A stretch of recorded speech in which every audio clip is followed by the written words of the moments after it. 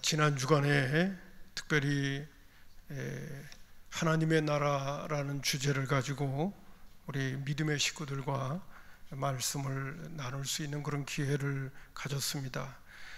그 말씀의 가장 중요한 주제로 제가 강조하고 싶었던 부분은 하나님 나라는 이 땅에서 예수 믿고 구원받은 다음에 죽어서 천국에 가는 그러한 과정으로만 되어져 있는 것이 아니라 우리가 예수 믿고 구원받는 그 시간부터 우리는 하나님의 나라 속에서 사는 것이고, 또 하나님의 나라는 예수님께서 이 땅에 오실 때부터 시작되어졌다 하는 말씀을 드리면서, 우리가 이 땅에서 하나님의 통치와 다스림을, 우리 주님의 통치와 다스림을 잘 받으면서 우리 예수님께서 우리에게 가르쳐 주신 주기도문대로 뜻이 하늘에서 이루어진 것 같이 땅에서 이루어지는 일들을 위해서 우리가 이 땅에서 쓰임받는 하나님의 일꾼으로 잘 살다가 영원한 하늘나라에 가야 되는 그러한 하나님의 구원의 계획이, 또 사명의 계획이 우리 가운데 있다는 말씀을 드렸습니다. 사실 이 시간에 우리 하나님 나라의 현재성과 미래성에 대한 도표를 띄워달라고 잘 이렇게 의사소통이 됐어야 되는데 2부 때는 꼭 좀 띄워주시기를 바랍니다. 자, 오늘 그 하나님 나라에 대한 주제에 대해서 말씀을 드렸기 때문에 오늘 누가복음 5장 1절부터 11절에 있는 말씀을 가지고 이 하나님 나라에 대한 이야기를 또 한 번 여러분에게 드리면서 좀 다시 한번 하나님에 대한, 나라에 대한 가치에 대해서 좀 눈을 뜰 수 있는 그런 기회를 가져야 되겠다 하는 생각이 들어서 오늘 이 본문 말씀을 잡게 되어졌습니다. 이 본문 말씀은 주일학교 어린이들도 아주 잘 알고 있는 말씀입니다. 재밌는 이야기이기 때문에 그렇고, 예수님이 시몬 베드로를 부르셔서 사람을 낚는 어부가 되게 하신 아주 중요한 장면이기 때문에 어린아이들도 잘 알고 있는 스토리입니다. 사실 예수님께서 이 장면의 시작에 보게 되면 갈릴리 바다에서 말씀을 전하시는데 시몬 베드로의 배를 빌려 타시고, 그리고 해변가에 많은 무리들이 모여서 예수님을 가르침을 들을 때에 주어졌던 사건입니다. 시몬 베드로의 배를 예수님께서 타셨기 때문에 그 누구보다도 시몬 베드로는 예수님의 말씀을 기가 막히게 듣고 있었습니다. 어떤 면에서는 밤새 고기를 잡느라고 피곤해서 옆에서 졸고 있었을지도 모르겠어요. 그냥 상식적으로 생각하면. 그렇다면 예수님 앞에 혼이 났을 것 같기도 합니다. 예수님께서 툭툭 치시면서 잘 들어라, 그러시지도 않았을까 하는 그런 생각도 한편으로 가져옵니다. 또 배를 띄웠고 그것이 시몬의 배였기 때문에 둥둥 그 호숫가 중앙으로 배가 떠 내려가게끔 해서도 안 되겠거든요. 베드로는 배를 잘 지켜야 될 책임도 있지 않았을까 하는 생각을 가져옵니다. 어떻든 시몬은 예수님의 가르침을 어떤 사람들보다 잘 들을 수 있는 환경 속에 그가 있었다고 하는 것입니다. 예수님께서 말씀을 마치신 다음에 시몬 베드로에게 그렇게 말씀하십니다. 4절에 보니까 깊은 데로 가서 그물을 내려 고기를 잡으라고 명령을 하십니다. 참 이 말씀이 시몬 베드로에게 있어서는 정말 부담스러운 메시지가 아닐 수 없습니다. 명령이 아닐 수 없습니다. 왜냐하면 예수님은 어부가 아니거든요. 그는 목수의 아들이거든요. 전혀 고기하고는 상관이 없는 사람입니다. 근데 깊은 곳에 가서 그물을 내리라고 하니, 베드로는 갈릴리 바다에서 고기를 한평생 잡은 어부입니다. 전문가하고 비전문가하고 이게 같을 수가 있겠습니까? 이것부터가 주님의 말씀에 순종하기가 너무너무 어려운 거죠. 뿐만 아니라 고기를 안 잡아봤다면 몰라도 간밤 사이에 고기를 잡으려고 그 전문성을 가지고 애를 썼는데 고기를 못 잡았어요. 그래서 그물을 다 깃고 정리를 하고 있는 이 아침 시간인데 예수님께서 깊은 곳에 가서 그물을 내리라니, 이거 역시도 예수님의 말씀에 순종하기가 너무너무 어려운 현실이고 상황이죠. 근데 시몬 베드로가 이렇게 대답합니다. 말씀에 의지하여 내가 그물을 내리겠다, 내가 말씀에 의지하여 순종하겠다라고 대답을 하는 것을 보게 됩니다. 말씀에 의지했다는 게 무슨 뜻일까? 여러분, 이 말씀에 의지하여 순종할 수 없는 입장이요, 또한 상황임에도 불구하고 예수님 말씀에 순종할 수 있는 이유가 말씀에 의지하는 겁니다. 그러면 도대체 말씀에 의지했다는 그 말씀이 도대체 무슨 상황이 베드로의 이 순종에 있어서 깔려있게 되어졌는가? 그가 왜 말씀에 의지하여 불순종할 수밖에 없는 그 상황과 자기의 모습이 있음에도 불구하고 왜 순종할 수 있게 되어졌는가? 라고 할 때 그 이유는 누가복음 4장 33절에 보게 되면 예수님께서 시몬 베드로의 배를 타시고 무리들에게 말씀을 가르쳐 주셨던 내용 때문에 그렇습니다. 여러분, 예수님께서 많은 무리들에게 말씀을 가르쳐 주셨던 내용은 하나님 나라의 복음이었기 때문에 그렇습니다. 여러분, 오늘은 우리가 누가복음 5장 1절부터의 말씀을 보았지만 4장 43절에 보면 이런 말씀이 나옵니다. 예수께서 이르시되 내가 다른 동네들에게도 들에게서도 하나님 나라의 복음을 전하여야 하리니 나는 이를 위하여 보내심을 받았노라 하시고 말씀하셔요. 예수님의 말씀의 가르침의 주제가 무엇이었는가? 이 갈릴리 바다의 해변에서 무리들에게 말씀을 가르쳐 주셨던 내용의 주제 역시도 하나님 나라의 복음이었다는 사실입니다. 그러면 복음이 무엇입니까? 하나님 나라의 복음의 핵심이 뭐냐라고 묻는다면 두말할 것도 없이 복음은 예수 그리스도 자신을 가리키는 것입니다. 마가복음 1장 1절에 보게 되면 하나님의 아들 예수 그리스도의 복음의 시작이라고 말해주고 있습니다. 복음이란 무엇인가? 하나님의 아들 예수 그리스도를 가리키는 거예요. 하나님의 나라의 가장 중요한 핵심 인물이 누구냐라고 말한다면 그것은 바로 지금 말씀을 전하고 계시는 예수님 자신인 것입니다. 예수님은 하나님 나라의 복음을 전하면서 계속해서 강조한 메시지는 바로 내가 하나님의 나라의 왕이라고 선포하셨던 것입니다.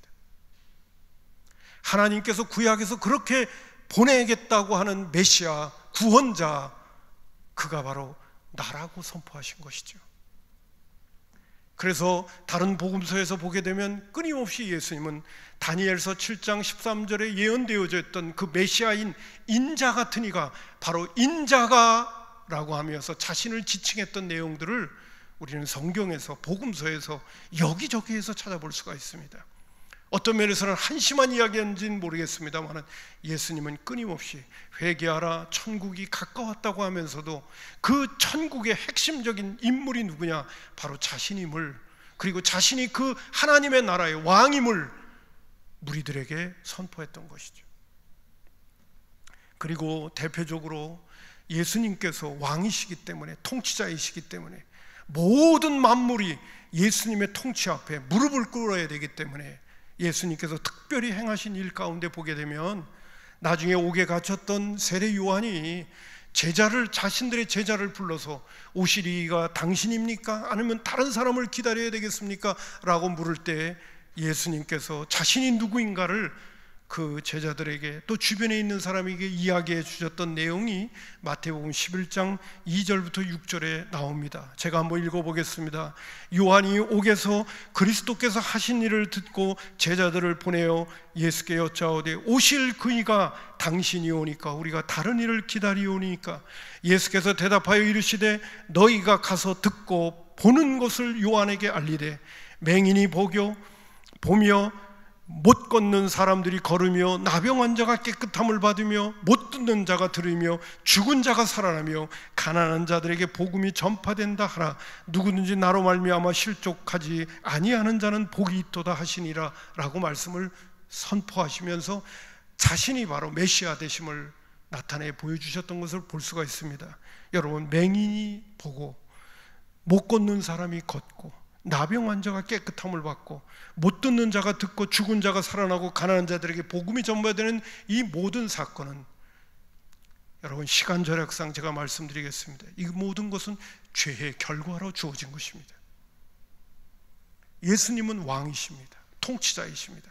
그분의 명령에 의해서 모든 것들은 순복해야 되는 것입니다. 그렇기 때문에 예수님은 특별히 병든 자를 고치시면서, 예수님의 명령이라면 모든 것들이 회복되어지고 그리고 고쳐지고 예수님의 명령 앞에 순복할 수밖에 없다는 것을 계속해서 예수님은 보여주시면서 예수님 자신이 누구인가를 드러내 보여주신 것이죠. 제자들은 이럴 때 더 놀랐습니다. 풍랑을 잃는 배에서, 얼마 전에도 제가 설교에 말씀을 드렸습니다만, 제자들이 벌벌 떨고 있을 때 예수님께서는 고물에서 깨셔 일어나셔가지고 바람과 바다도 잔잔케 하십니다. 제자들은 깜짝 놀랍니다. 아니, 이분이 도대체 누구이길래 바람과 바다도 잔잔케 하느냐, 그의 명령 앞에 어떤 이 자연도 순복할 수 있느냐라고 놀랬던 것을 볼 수가 있어요. 이유는 딴 거 없습니다. 예수님이 왕이시기 때문에 그런 거죠. 만왕의 왕이시기 때문에 그런 거죠. 하나님의 나라의 통치자이시기 때문에 그분 명령 앞에 모든 것들은 순종하게끔 되어 있는 겁니다. 여러분, 시몬 베드로는 무슨 메시지를 들었을까요? 바로 이 메시지를 들은 겁니다. 자신의 인간적인 경험과 그리고 주어진 상황을 볼 때는 주님의 말씀에 순종할 수 없습니다. 해도 안 됩니다. 그러나 예수님은 자신이 왕임을 선포하셨습니다. 그분의 명령 앞에 모든 것들은 순복할 수밖에 없고 역사는 일어날 수밖에 없다는 것을 그들에게 선포하신 것입니다. 베드로 자신도 그 메시지를 들을 때, 내가 밤이 새도록 수고하여 고기를 잡을 수 없었지만은 말씀에 의지하여 그물을 내리겠습니다. 그 결과 어떻게 되었을까요? 예수님은 전혀 고기 잡는데 문외한이었고 비전문가였음에도 불구하고 고기가 가득 그물에 걸리게 되어지죠. 왜? 왕의 명령 앞에 자연은 순복해야 되니까요. 그래서 동료까지 동원시켜서 고기를 낚게 되어지는 것을 볼 수가 있습니다. 오늘 여기서 드리는 첫 번째 교훈은, 오늘도 주님의 말씀에 순종하면 역사가 일어난다는 것입니다. 하나님의 말씀에 순종하면 하나님께서 그 말씀에 대해서 반드시 책임져 주시고 일을 이루신다는 것입니다. 요사이 주님께서 우리에게 하시는 말씀들이 어떤 것들이 있습니까? 어떤 말씀에 순종하라고 우리에게 주님께서 명령하고 계십니까? 그 말씀에 우리가 순종한다면 때로는 환경과 상황과 여건과 모든 조건이 내가 순종할 수 없음에도 불구하고 주님께서 말씀해 주셨고, 오늘 베드로처럼 말씀에 의지하여 내가 그물을 내리겠다고 하는 순종의 각오가 우리 가운데 주어진다면 그 말씀에 의해서 하나님의 능하신 역사, 때로는 우리의 시각으로 볼 때는 기적과 같은 역사가 우리의 삶 속에 펼쳐질 줄로 믿습니다. 우리 주님을 왕으로, 우리 주님을 진정한 통치자로, 그분의 말씀 앞에 절대적인 권위를 두고 오늘도 우리가 말씀에 순종한다면 하나님께서 오늘도 일하시는 놀라운 일들을 우리가 경험하며 간증하며 살아가는 하나님의 사람이 될 수 있다는 것을 오늘 시몬이 말씀에 의지할 때 이루어졌던 사건 속에서 우리에게 주시는 첫 번째 교훈입니다. 근데 참 재밌는 게 뭐냐면요, 시몬이 이 엄청난 기적적인 사건을 경험한 후에 예수님에게 향한 그 반응입니다. 8절에 보니까 시몬 베드로가 이를 보고 예수의 무릎 앞에 엎드려 이르되 주여 나를 떠나소서 나는 죄인이라고 고백하는 것을 보게 됩니다. 여러분, 이 메시지 속에서도 시몬이 이 기적적인 사건을 경험한 후에 주님, 나는 죄인입니다. 내가 주님을 뵐 면목이 없습니다. 나를 떠나소서라고 반응할 수밖에 없는 것도 예수님의 말씀의 가르침 속에서 찾을 수가 있게 된다는 얘기입니다. 그러면 도대체 예수님께서 하나님 나라의 복음이라고 하는 메시지 속에서 무엇을 가르쳤을까요? 제가 결론적으로 말씀을 드리겠습니다. 그게 바로 뭐냐면요, 요한복음 16장 9절에 보게 되면 예수님이 이런 말씀을 하시는 내용이 나옵니다. 우리 다 같이 한번 읽어볼까요? 다 같이 읽겠습니다. 시작. 죄에 대하여라 함은 그들이 나를 믿지 아니하며. 예수님께서 마가의 다락방에서 제자들을 불러놓고 십자가에 못 박혀 죽으시기 바로 전에 그들에게 다락방 강화라고 그래가지고요, 말씀을 깊이 있게 그들에게 증거하는 메시지가 나옵니다. 그 중에서 내가 가는 것이 너희들에게 유익하다. 제자들은 근심에 사로잡힙니다. 그러면서 내가 가면 보혜사 성령님을 보낼 텐데 그 성령님이 오셔서 죄에 대하여, 의에 대하여, 심판에 대하여 세상을 책망하리라. 그러면서 첫 번째, 성령님이 오셔서 해야 될 큰 일이 뭐냐 하면 죄에 대하여라 하면 그들이 나를 믿지 아니하며 라고 말씀하신 거예요. 여러분, 죄가 무엇입니까? 예수님을 구주로 영접하지 않는 게 가장 큰 죄입니다. 여러분은 한번 생각을 해보세요. 아담과 이브가 에덴 동산에서 선악과를 따먹었습니다. 선악과가 뭐 특별한 거겠어요? 다른 과일하고 뭐 특별하겠습니까? 그건 뭐 특별히 뭐 다른 걸로 만들어진 특수 물질일까요? 저는 그렇게 보여지질 않습니다. 다른 과일들하고 별 차이가 없는 과일일 겁니다. 근데 문제는 뭐냐?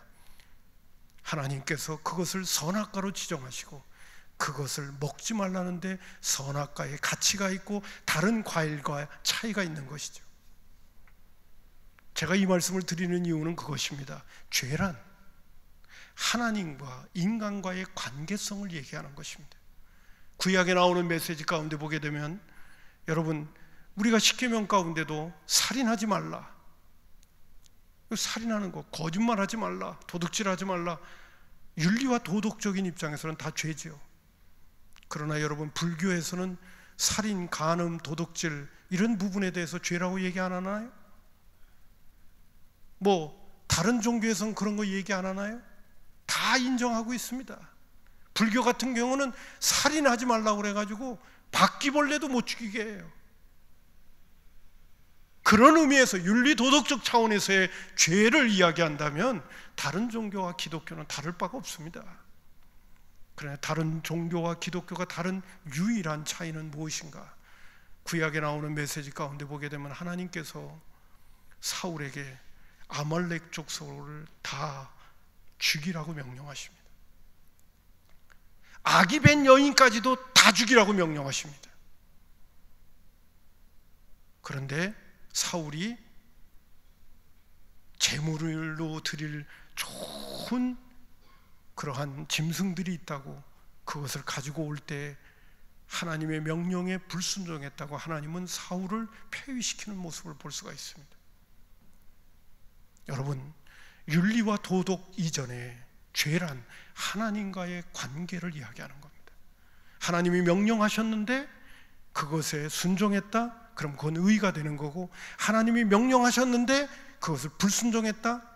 말씀드리면서 윤리와 도덕적인 입장에서도 이해가 갈 수 없는 죽여라고 명령했는데 안 죽였다? 그럼 그게 죄가 되는 것입니다. 죄란 하나님과 인간과의 관계성을 얘기하는 거예요.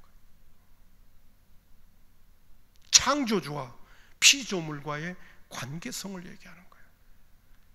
그렇기 때문에 기독교는 절대적인 독선을 갖고 있어요. 창조주에 의해서 모든 것들이 만들어졌기 때문에 창조주의 권위가 모든 것들을 주관하는 거예요. 여러분, 왜 예수 그리스도를 믿지 않는 게 죄가 되는지 아십니까? 세상 사람들은 이해할 수도 없는 이야기인데 왜 예수님은 이런 말씀을 하시는지 아십니까? 그분이 하나님이 보내신 인류를 구원하는 메시아이기 때문에 그런 겁니다. 그분을 믿지 않으면 인간은 죄의 문제가 해결되지 않는 거예요. 하나님의 절대적인 주권인 겁니다. 예수님도 그렇게 선포하셨잖아요. 내가 그 길이요 진리요 생명이니 나로 말미암지 않고는 아버지께로 올 자가 없다. 베드로 사도가 사도행전 4장에 다른 이로서는 구원을 얻을 수 없나니 천하 인간의 구원을 얻을 만한 다른 이름을 주시지 않았다고 얘기합니다. 결국 제가 드리고 싶은 말씀은 그것입니다. 죄란 예수가 왕이신데 그분을 믿지 않는 겁니다. 베드로는 지금까지 주님이 하나님 나라의 왕이라는 걸 믿지 않았습니다. 자기가 주인이 되어져서, 구약의 율법이 주인이 되어져서, 유대교의 신앙의 울타리 속에서 그냥 그렇게 살았습니다. 왕이 오셨습니다. 통치자가 오셨습니다. 하나님께서 보내신 인류의 구세주가 이 땅에 오셨습니다. 그분을 받아들이지 않은 그것이 바로 죄라고 예수님은 그 무리들 가운데 하나님 나라의 복음을 전하면서 내가 누구이며 나를 구주로 영접하지 않으면, 나를 왕으로 영접하지 않으면 너희들은 죄 가운데 있을 수밖에 없다고 선포하셨던 것입니다. 예수님께서 깊은 곳에 가서 그물을 던지라 할 때 그 말씀에 순종하고 기적을 경험한 다음에 예수님이 하신 말씀은 다 맞구나 라고 고백할 때 예수님의 가르침 가운데 가장 중요한 또 하나의 부분, 죄란 무엇인가, 예수님이 누구인가를 믿고 고백하지 않는 것, 그것이 죄임을 알았기 때문에 시몬은 주님을 향하여 고백하는 거죠. 나를 떠나서서 나는 지금까지 주님을 나의 구세주로 영접하지 않고 살은 죄인입니다 라고 고백하는 거죠. 그럴 때 너는 죄인이니까 이제 끝이다 그러지 않고, 야 베드로야 잘 깨달았구나, 이제 너는 사람을 낚는 어부가 되거라 라고 하는 말씀이 오늘 말씀의 끝부분입니다. 저는 이제 말씀을 맺으려고 합니다. 참 오늘 우리는 예수님을 메시아, 구세주, 우리의 왕으로 모셔드렸습니다. 참으로 정말 복받은 사람들입니다.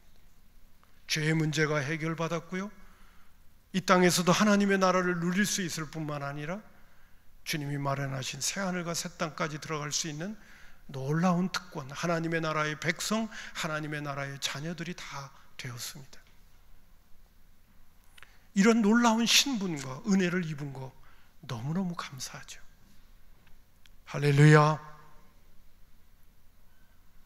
그런데 오늘 신앙생활하고 있는 저와 여러분에게 늘 고민거리가 있습니다. 그것은 뭐냐 하면, 하나님이 나의 왕이요 주인이요 나의 아버지라고 고백하고 또 그 안에 내가 살고 있다고 하는데 그분에게 불순종하는 문제입니다. 그분의 말씀에 순종하지 못하는 문제가 늘 우리의 큰 무거운 부담감입니다. 그 부분에 대해서는 요한 사도는 요한일서 1장 9절에 우리에게 이렇게 말씀하십니다. 만일 우리가 우리 죄를 자복하면 그는 미쁘시고 의로사 우리 죄를 사하시고 우리를 모든 불의에서 깨끗하게 해주시겠다고 그러셨어요. 우리가 연약해서 아직도 내 인간적이고 세상적인 고집과 옛 생활의 습관에 우리가 길들여져 있는 많은 연약한 부분이 있기 때문에 오늘도 주님을 나의 왕이요 나의 주인으로 고백하고 하나님의 백성이 되었고 신분이 바뀌었지만은 우리의 개인적인 상태는 아직도 미숙한 상태에 있다 보니까 하나님의 말씀에 불순종할 때가 많습니다. 그럴 땐 우리가 우리의 죄를 주님 앞에 자복하면 우리의 죄의 문제는 얼마든지 해결받을 수 있고 주님과의 관계가 다시 회복될 수 있는 은혜들이 우리 가운데 있을 수 있습니다.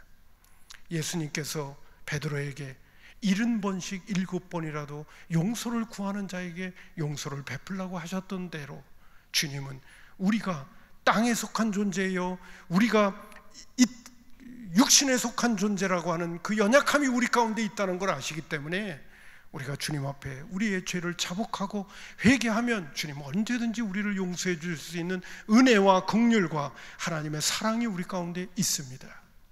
할렐루야. 제가 이번에 부흥회 때도 그 말씀을 다 드렸어요. 새벽 기도 때도 말씀을 드렸습니다. 근데 문제가 하나 있습니다. 우리가 하나님의 말씀에 순종하지 못할 때마다 우리는 하나님의 영광을 드러낼 수가 없다는 사실입니다.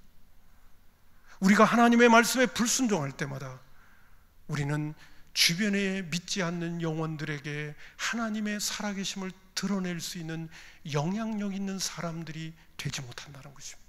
이것이 안타까운 문제입니다. 우리가 남은 생애 동안에 우리가 성숙한 그리스도인이 되고 오늘도 하나님의 나라가 이 땅에 임한 그 은혜를 알고 오늘도 우리가 주님에게 집중하며 성령에 충만한 사람들이 되어져서 우리가 하나님의 말씀에 순종해야 될 절대적인 이유가 어디에 있느냐? 하나님의 간절한 소원, 뜻이 하늘에서 이루어진 것처럼 땅에서 이루어지기를 바라시는, 나라가 임하기를 바라시는 하나님의 그 거룩한 뜻, 오늘도 너희는 세상의 소금이요 세상의 빛이라고 하신 그 신분과 자격과 베풀어 주신 그 은혜를 오늘도 주님을 알지 못하는 내 이웃들에게 흘려보내는 데 있어서 항상 하나님의 말씀에 불순종할 때마다 문제가 발생한다는 것입니다. 하나님의 그 은혜를 내 이웃에게 흘려보내지를 못한다는 것입니다. 그것이 안타까움이에요. 오늘 아침 제가 어떤 목사님의 설교를 들으면서 이런 표현이 나오더라고요. 그분이 이러시더라고요. 주님께서 오늘도 참 눈물을 흘리시면서 아파하실 것 같다. 왜? 네가 오늘도 예수 믿고 구원받은 믿음의 식구들이 그 정도의 신앙생활을 하게 하려고 내가 그 엄청난 희생의 대가를 지불했는 줄 아느냐라고 말씀하실 거라는 거예요. 야, 도대체 그 정도의 신앙생활을 할 것 같아서 하나님은 내가 하나밖에 없는 외아들을 이 땅에 희생의 제물로 보냈는 줄 아느냐라고 말씀하실 거라고 하는 생각이 든다는 거예요. 정말 그 말씀을 듣는데 제 마음속에 와닿더라고요. 하나님은 하나밖에 없는 외아들을 우리를 위하여 주셨고 그 아들 대신 예수 그리스도는 십자가에서 하나님 어찌하여 나를 죽이십니까 하면서 외치시면서 십자가에서 그 몸과 피를 다 흘리시고 찢기시면서 우리를 위하여 희생의 제물이 되어졌는데 우리가 하나님의 자녀, 하나님의 구원받은 백성이 되어서 이 땅에 살면서 내가 이 정도의 신앙생활을 한다면 과연 주님의 영광을 드러낼 수 있는가? 그 정도의 신앙생활을 하고 주님께서 그 엄청난 희생의 대가를 지불하셨나?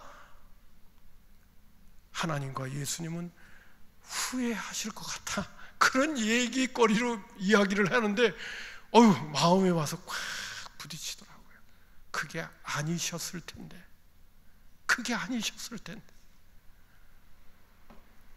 아무쪼록 여러분, 오늘 우리가 하나님의 뜻대로 살지 못하면 회개하고 용서를 구하고 자백하면 주님은 용서해 주셔요. 그건 뭐 두말할 것도 없어요. 성경에서 약속하신 은혜이니까요. 그러나 우리는 좀 더 나아가 하나님의 말씀에 순종함으로 말미암아 하나님이 살아계시다는 것을 오늘도 내 주변에 있는 사람들에게 보여줘야 되고요. 하나님의 그 능하신 능력을 내 주변에 있는 사람들에게 흘려보낼 수 있는 그러한 하나님의 나라의 백성으로 이 땅에서 우리는 살아가야 될 책임이 있다는 사실입니다. 그래서 그분이 우리 가운데 오시기도 한 것이죠. 성령님이 우리 가운데 성령의 거룩한 전으로 우리를 삼으시기도 한 것이죠. 이것을 잊지 마시고 끊임없이 은혜를 구하고 성령 충만함을 구하고 그래서 힘있게 여러분 오늘도 왕이요 주인이요 나의 아버지 되신 그분의 통치에 잘 순복함으로 말미암아 역사를 이루어가고 기적을 드러내는 저와 여러분이 되었으면 참 좋겠습니다. 할렐루야. 자.